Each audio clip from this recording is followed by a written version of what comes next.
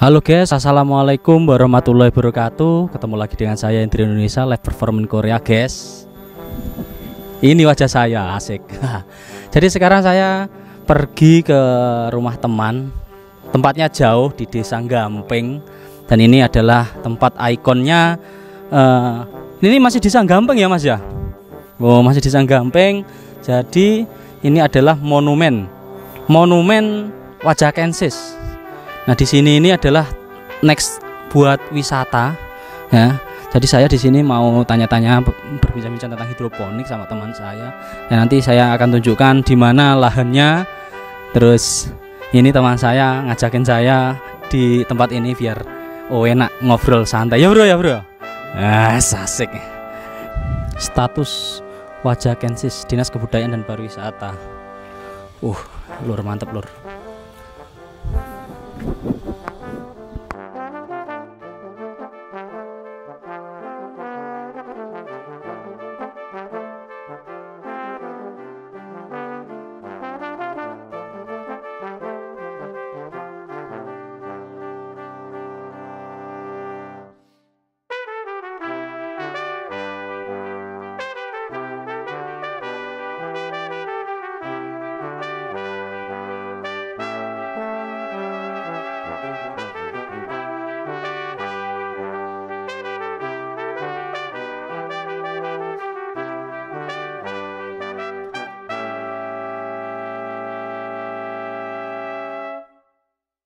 Baik, pada kali ini saya mau wawancarai Mas Hendra, jadi namanya Mas Hendra Hidroponik.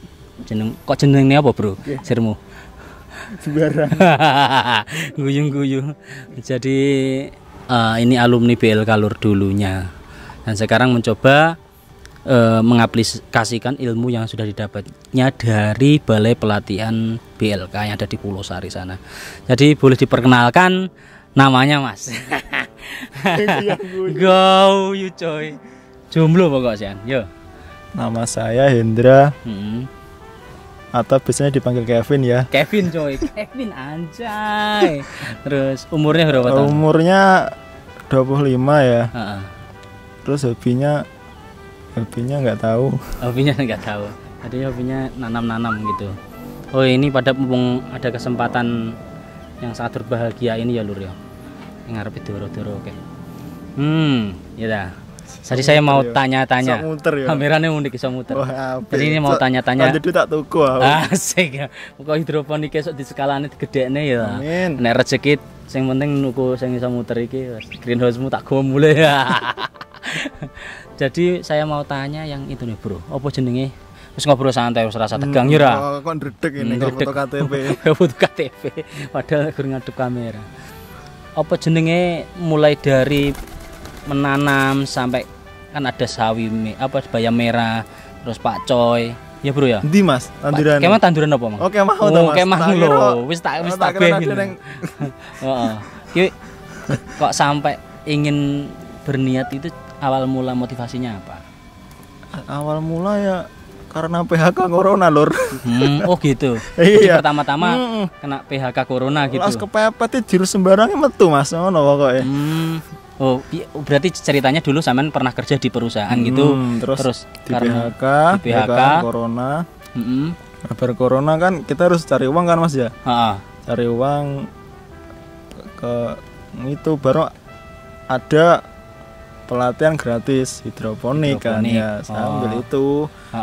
Basicnya juga suka tanaman jadinya ya ambil itu. Cocok teknologi pertanian ya. Hidroponik. Sekedar melihat kan saya juga tertarik ini bakalan kemungkinan bikin sendiri nantinya. Alhamdulillah. Jadi ini selama membuat sampai jadi instalasi tadi kemungkinan yang paling berat sebenarnya apa Mas? Maksudnya paling berat faktor utama konsisten. Berarti suruh ulet-ulet gitu ya. Untuk memulai gampang. Untuk mempertahankan dan konsisten itu yang susah. Itu ya. Mempertahankannya itu konsisten ini lek awake dhewe stabil ngono enak. Jadi kan suatu usaha itu ada masa dimana kita bosan. Contoh kalau hidroponik kan saat kita nyemai awang-awangan tau Mas, kadang kan ya males, jadi ini yang penting konsisten, stabil. Terus sama kita harus nemu namanya senangnya kita di mana. Senangnya kita di mana? Lah nggak seneng lakonnya abot Mas. Oh gitu. Terus itu Mas, misalkan mau memulai itu kalau menurut sampean apa yang harus dipersiapkan paling awal dulu? Niat. Untuk alatnya? Alatnya ya kok biasanya Mas mungkin ya scrap itu. Scrap Mas, bahasa Indonesia ya scrap. Sing motong loh Mas. Wah, sing anu kayak gaji besi kuwi to. Oh, kena motong, kena ngelus iku scrap Mas jenenge. Jenenge scrap lur. Ya pemula kan kadang enggak ngerti bahasa-bahasa bur. Nanti ada aksesoris seperti holso buat bolong lubang, ditempelkan ke burnya itu. Wes iku tok Mas. Cuman itu aja wis beres. Jadi kita yang penting niat nih ya. Niat. Sip. Terus tadi kan itu greenhouse-nya panjenengan masih belum greenhouse ya. Tadi masih instalasi. Tanduran di atas dak. Atap. Di atap. Nah, dan saya nggak tahu kenapa saya diajak interview padahal saya skala kecil kan ya. Enggak apa-apa. Terus ini selama menanam di atap itu ada kan ini masih pertama kali ya Mas ya. Apa itu kendalanya atau mungkin ada masalah apa selama beberapa hari ini udah 1 bulan lebih Mas. 1 bulan lebih. Kan pasti ada suka dan duka. Kalau di atap itu susahnya kan kita di atas ya. Sumber air itu di bawah. Capeknya ya itu bawa air dari bawah ke atas. Kalau punya selang enak kan dari bawah ke atas bisa. Cuman kalau nggak ada selang kan kita harus pakai timba dari bawah ke atas. Terus sama itu kalau di atas pastikan itu instalasi itu kena matahari full. Kan ada nih di atas atap. Bisa kan matahari muter kan ya. Nah kalau di sini ada bangunan dia bisa ketutupan kan. Pastikan itu dia bisa kena sinar matahari full. Selama 12 jam itu kena terus. Tapi kalau cuma kena setengahnya aja nggak bisa? Bisa, cuman nggak terlalu bagus. Tanaman tetap tumbuh, cuman nggak semaksimal seperti 12 jam kena sinar matahari. Padahal rencanaku kan di sebelah, tapi cuman ada matahari mungkin dari sebelah timur aja. Nanti setelah sampai titik tengah nanti udah nggak kelihatan sampai sore gitu. Jadi nggak bagus ya nanti ya. Yang kurang bagus, bukan nggak bagus, memang kurang bagus. Tumbuhan tetap tumbuh, cuman mungkin nggak semaksimal seperti yang 12 kena sinar matahari full. Pernah itu tadi kan kelihatan bagus ini. Sebenarnya perawatannya itu gimana Bro? Perawatannya telaten Mas. Telaten. Nggih. Ngilai ular nggih ngeten iki hamane hujan musuhe nggih ular. Ngono. Tiap hari harus rajin itu bersihin ular sama telur ular itu tiap hari. Kalau nggak gitu ya habis godongnya. Ada tips senjatane sing bisa membuat hidroponik kita nggak boleh pakai kimia ya. Jadi harus pakai manual atau pestisida nabati.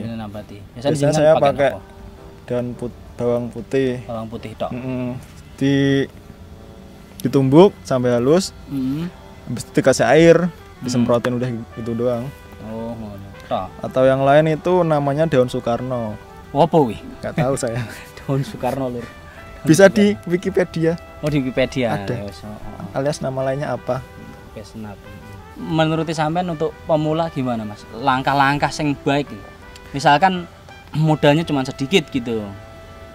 Pertama rasa kakean bingung Mas. Penting melaku sih. Kalau melakukan sawah nek dalan. Kalau lak wes gini, kalau belum ada uang ya kita pakai itu styrofoam. Jadinya jatuhnya ke rakit apung. Jadi kayak styrofoam dikasih nutrisi, dikasih itu netpot sama rockwool, tanemin udah gitu doang. Jadi yang pertama sih menurut saya ya niat, tetap niat terus langsung action, jangan banyakkan teori. Percuma ntar di kepala nggak keluar, percuma, mending dikeluarin seadanya dulu. Ntar kalau udah jalan ketemu senengnya aman. Tahuan kurangnya apa, ntar gimana. Kurangnya apa bisa tahu pas saat kita di lapangan, jangan banyak teori doang. Oh araso. Anyong. Annyeonghaseyo. Ada niat dulu, niat ulet. Ngono Bro. Niat ulet terus. Nggih. Apa mang bahasamu mang?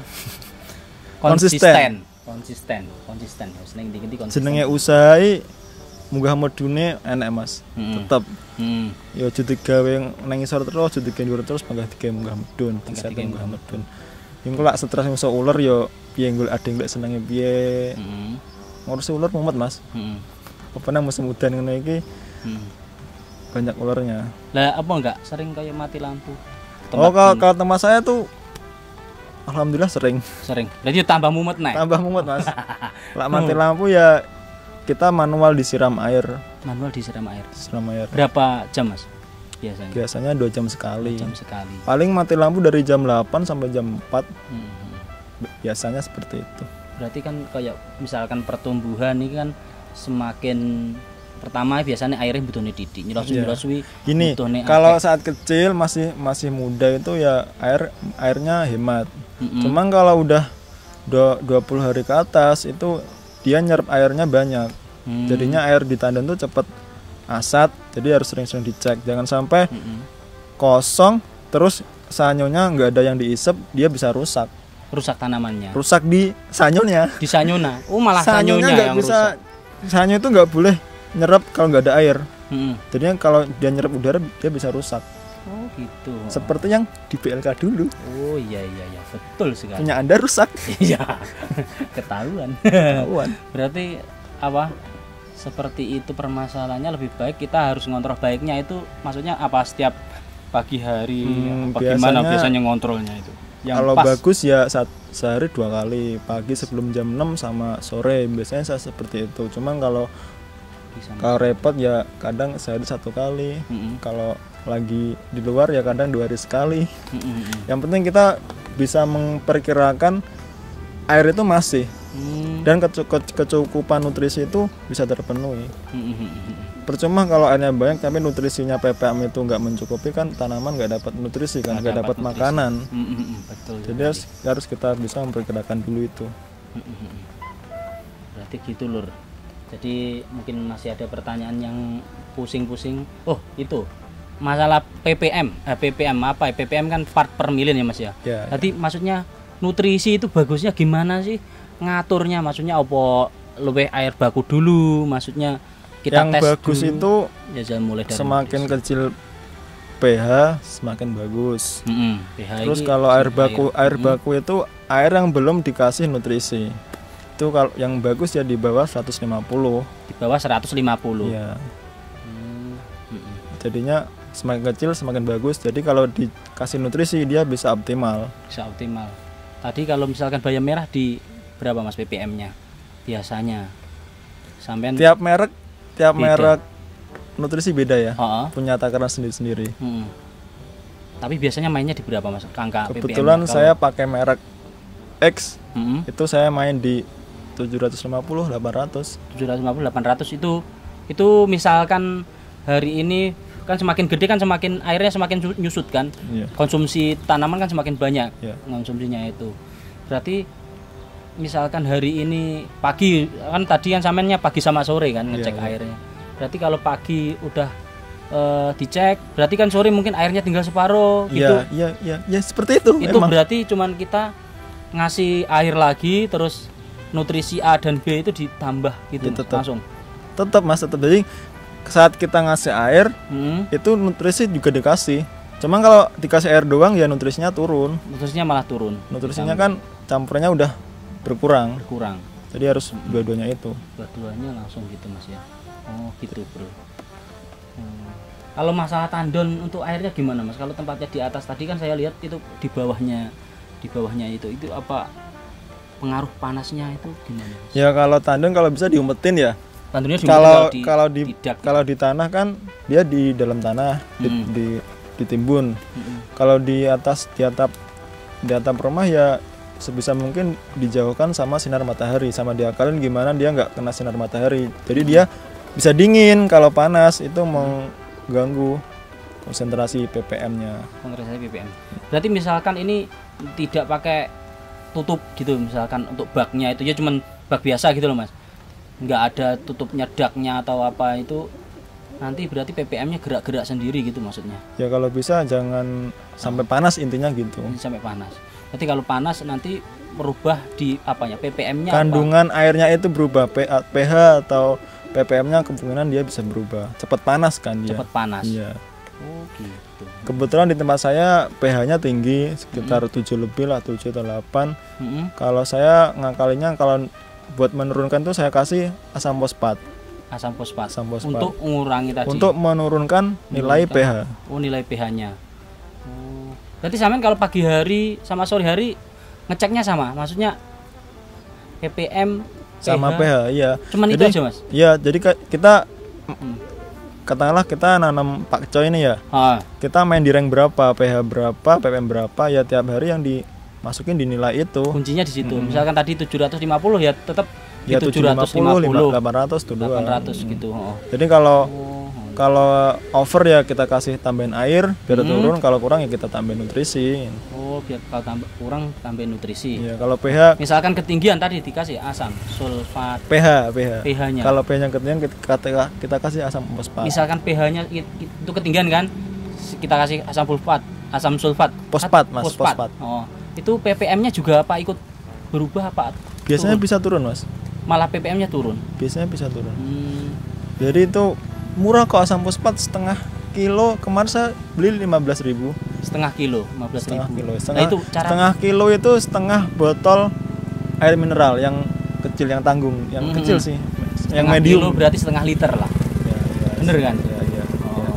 Berarti berbentuk cair itu asam fosfat itu. Cair, Mas. Cair ya. Cair agak seperti sirup, cuman kalau dia ditumpahin dia langsung kayak kebakar panas, belekuduk panas dia. Oh no ya. Buat menurunkan pH-nya. Berarti jadi teorinya gini. Ada beberapa unsur hara nggak bisa diserap oleh air, oleh tanaman ketika dia ada di angka katakanlah over di 8 pH. Katakanlah ada beberapa unsur hara yang nggak bisa diserap oleh tanaman itu tadi. Soalnya over, makanya dia diturunkan di angka katakanlah 6,5. Oh gitu, 6,5. Berarti kalau 8 tumbuhannya nggak bagus, mungkin jadi kuning gitu ya, Mas ya? Lebih ke arah dia nggak bisa nyerap ppm-nya tadi, nggak bisa nyerap nutrisinya tadi itu. Nutrisinya nggak bisa keserap karena pH-nya ketinggian. Berarti mainnya ataupun kalau terlalu rendah juga nggak bisa. Alkalin jatuhnya. Berarti kalau terlalu rendah kita nambahin abemiknya tadi ya. Kalau rendah biasanya saya ngasihnya buat up, saya kasih air. Malah tambahin air. Soalnya air baku di rumah saya tinggi. Kalau buat menurunkan saya kasih asam fosfat. Cuman kalau buat menaikkan saya kasih air lagi bisa. Soalnya pH air baku di rumah saya bisa 8 lebih. Bisa gamping Mas di sini. Gamping campur darat. Tapi ini wajaknya ini apa juga masih gamping? Masih, Mas. Ini saya sekarang ada di Wajak Kensis ya. Ini calon tempat wisata di Desa Gamping, cuma belum jadi sepenuhnya, masih tahap pembangunan. Enak sing share kok sampai nih. Jangan lupa like and subscribe. Hendri Kusdian.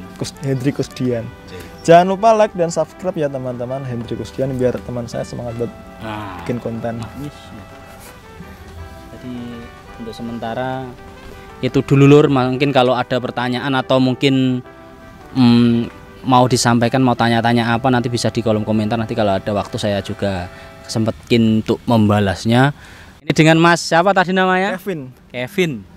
Jomblo bro? Jomblo. Asik. Di longgas cedok. Saya ada di sini ya. IG-nya apa? Hendra Andise.